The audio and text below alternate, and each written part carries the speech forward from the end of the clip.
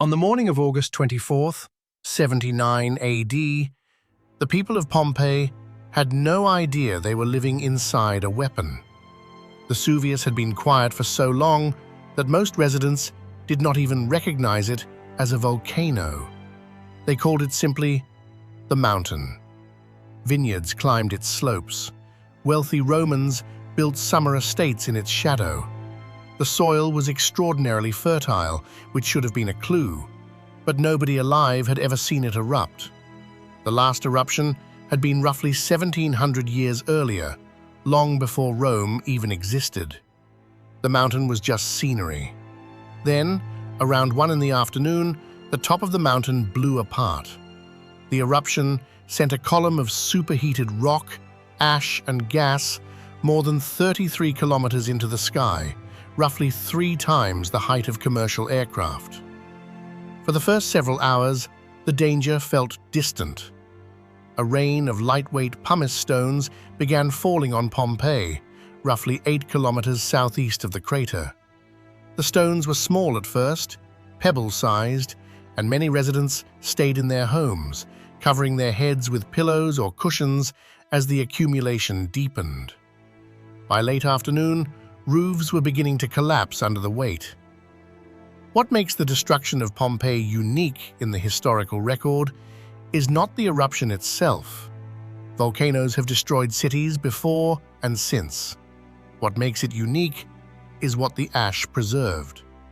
The pumice and volcanic debris buried the city so quickly and so completely that it created a near-perfect time capsule.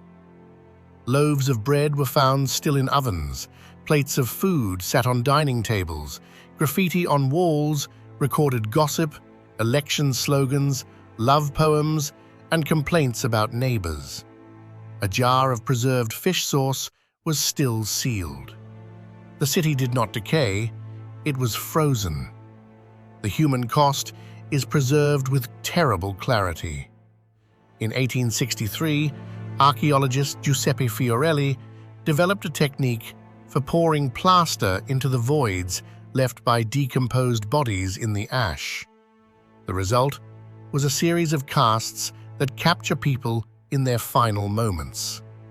A mother shielding her child, a man covering his face with his hands, a dog straining against its chain, 2 people holding each other. These are not artistic interpretations, they are the shapes of the dead, recorded in the material that killed them. The eruption happened in 2 phases, and the deadliest part came second. The pumice fall lasted roughly 18 hours.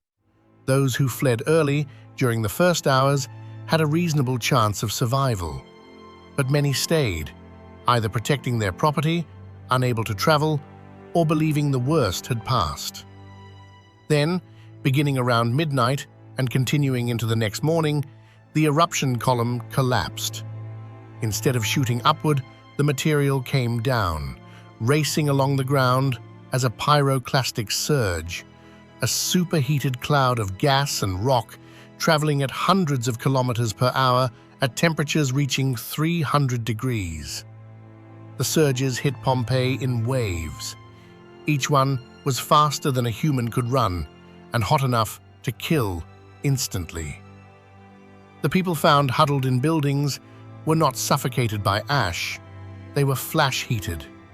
Recent analysis of their bones shows thermal shock patterns consistent with near-instantaneous death. The city was buried under roughly 6 meters of volcanic material. Within a generation, the exact location was forgotten. Fields were planted over it. A new town, modern Portici, eventually grew nearby. It was not until 1748 that systematic excavation began, and the work continues today.